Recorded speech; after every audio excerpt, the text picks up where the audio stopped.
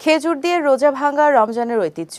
নির্দিষ্ট কোনো দেশে নয়, খেজুর খেয়ে রোজা ভাঙার চল বিশ্বজুড়ে। কখনো ভেবেছেন কেন রমজানের সময় খেজুর এত জনপ্রিয় হয়ে ওঠে? ইফতারে খেজুর খাওয়ার তাৎপর্যই বাকি।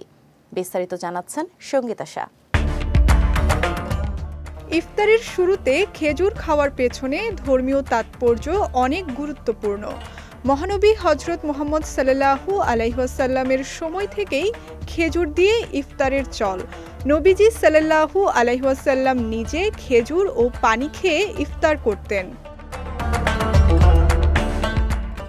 মিষ্টান্ন, ফল, বিশেষত খেজুর খেয়ে ইফতার করা সুন্নত। যদি তা সম্ভব না হয় তাহলে যে কোনো হালাল খাবার খেয়ে, এমনকি শুধু পানি দিয়েও ইফতার করা যায়।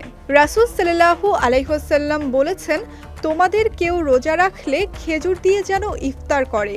খেজুর না হলে পানি দিয়ে নিশ্চয়ই পবিত্র পানি।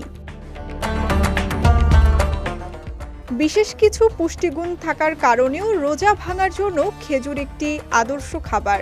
খেজুরে বিদ্যমান প্রাকৃতিক মিষ্টিতে প্রধানত গ্লুকোজ, ফ্রুক্টোজ ও সুক্রোজ থাকে, যা দ্রুত রক্তে চিনির পরিমাণ বাড়িয়ে তাৎক্ষণিক শক্তি যোগায়। তাই সারাদিন রোজা রাখার পর খেজুর খেলে শরীর দ্রুত সতেজ ও সবল হয়ে ওঠে।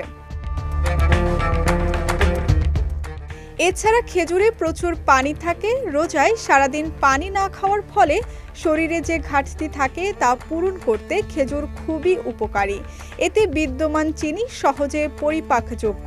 সারাদিন রোজা রাখার পর খালি পেটে খেজুর খেলে পরিপাক সহজ হয়, এমনকি পাকস্থলীতেও কোনো জটিলতা তৈরি হয় না।